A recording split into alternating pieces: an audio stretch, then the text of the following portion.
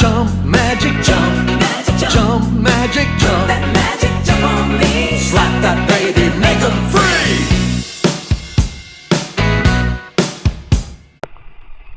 France to produce cognac. Then they moved to Portugal, where they used to make brandy. Then traveled all the way over to Cape Town, South Africa, to produce tequila.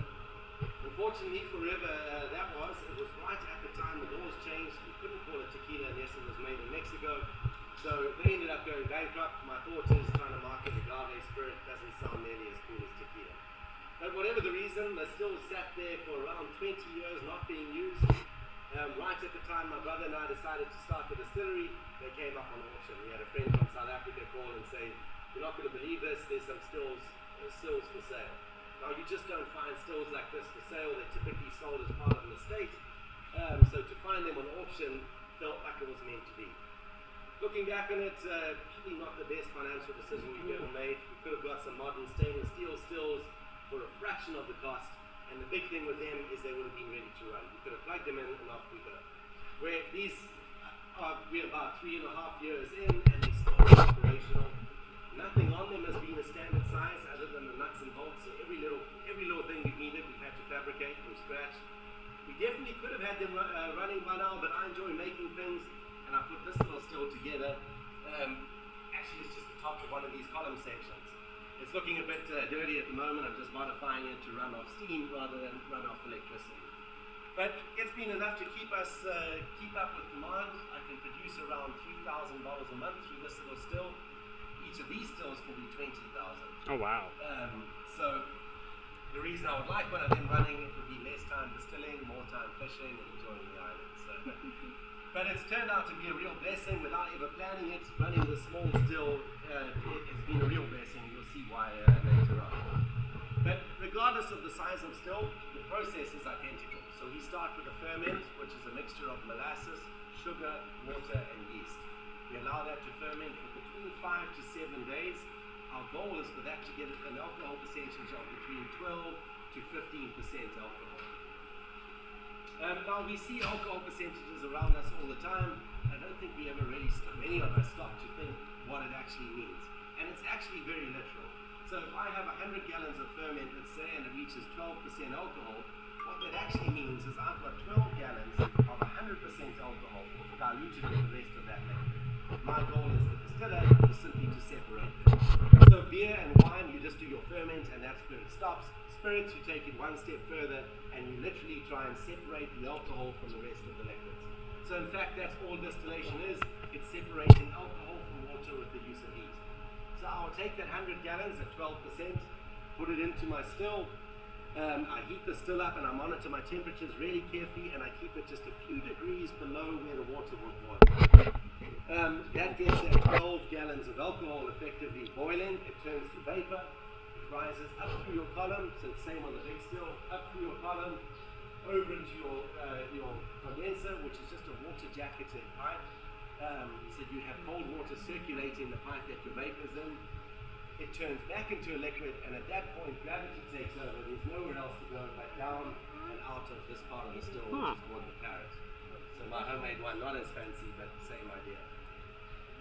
That's still cool though. This will come off the still in 3 distinct phases. So you start with your heads, followed by your hearts, and then finally your tails. Now your heads, if you've heard of moonshiners going blind, it's from drinking too much of the heads. It contains your most volatile alcohol compounds, which include a lot of methanols. So it's nasty alcohol in that you can't drink it, but it's still very useful stuff. We use it for cleaning our bottling equipment, for sanitizing our bottles.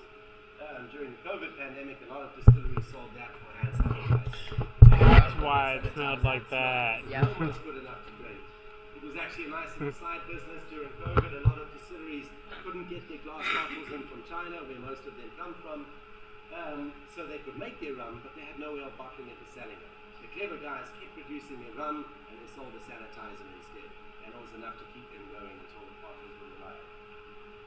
So if you're catching those heads, because as you've heard, it's useful stuff, but at some point you need to know when to change containers and start catching your hearts, which is your actual product.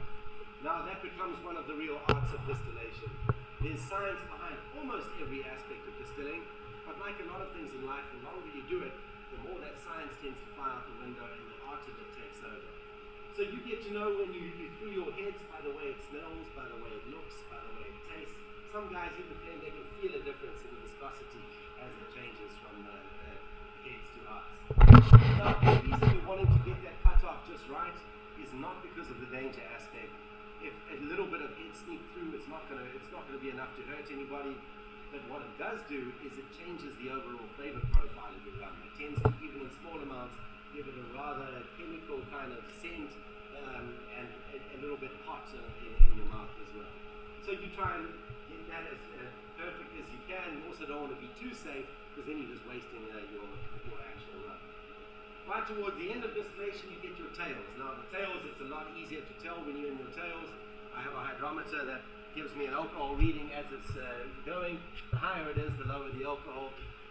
Towards the end of distillation, that starts rising fairly rapidly. And again, you want to separate that. It tends to have the smell of a wet dog sometimes and be very bitter. So you really don't want bitter, wet dog tasting rum. So again, you try your best to separate that. It's easier to tell, but in fact it's harder to know when the cutoff is because that bitterness comes at different stages. So it means you actively have to taste your rum as you're getting towards the end of the distillation run, just to make sure you're not sneaking into your taste. So you've heard a lot about flavors in this last few minutes. And when you think of rum, you think of a very flavorful spirit, especially compared to, say, a vodka or a tequila even. And rum typically is very flavorful. It doesn't actually have to be that way, though. If I had a very sealed ferment and I only used my distiller's yeast, which is very similar from one distillery to the next, it's a yeast chosen because it's great to convert sugar to alcohol, and that is after all the most important part. But what yeast does as well is that's where a lot of your flavors come from. So if I had a sealed ferment, I only used my distiller's yeast, the rum off the still would be rather uninteresting and boring. What I'm doing at the moment, and this is one of the reasons why it's actually been a real benefit having the small still, is I'm still kind of experimenting. So what I do, that's my fermentation tank over there. As you can see, it's open. It's just got a net over the top. So I'm getting airborne yeast in there. I also add tropical fruit to my ferment, and I get really interesting flavors. Now, it's nothing to do with the flavor of the fruit. It's purely the yeast that's present in that fruit.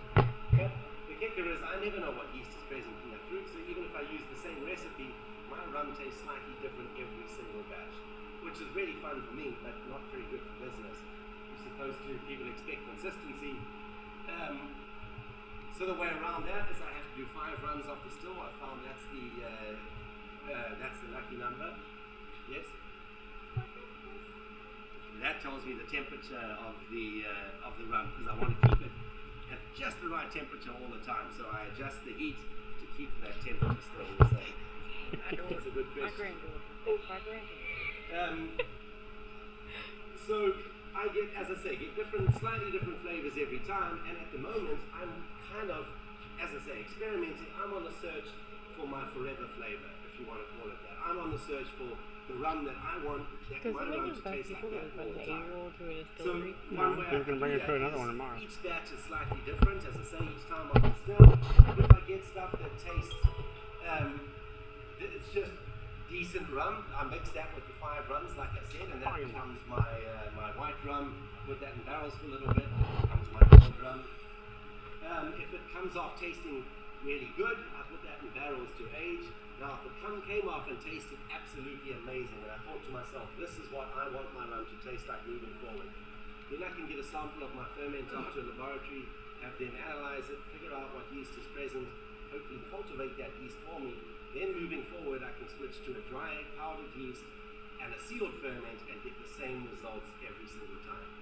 Now, what I found that's really interesting about it, and it's just one of those things that makes me love rum even more, is when I was starting out, I was communicating with a person who was doing the same thing as me in California.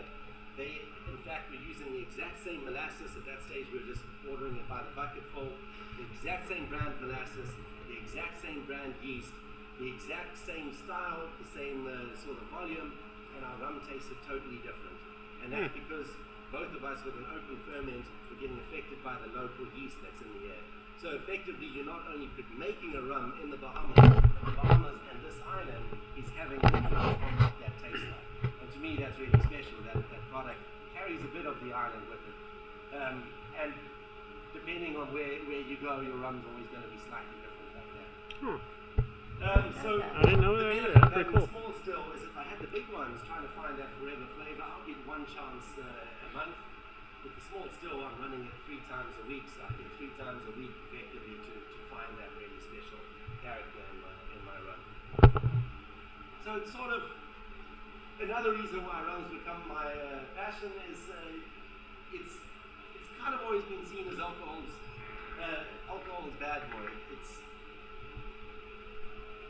been associated with rum runners and drunken sailors and pirates, and the way that translates into modern times is exactly what I described, a product with no rules. So straight off the bat, the sort of one of the few rules that rum has is it has to be made with a sugarcane derived product.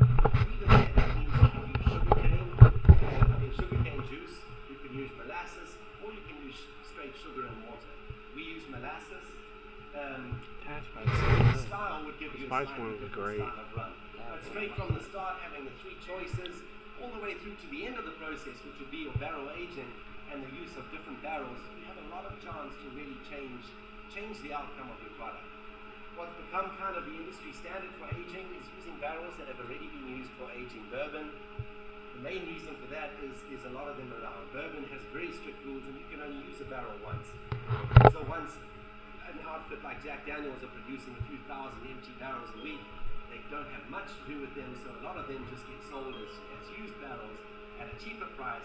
They're snapped up by rum distilleries all over the world because it really adds, it does 2 things to your rum. It adds a little bit of flavor, but it also speeds up the whole aging process because the walls of that barrel are already soaked in alcohol.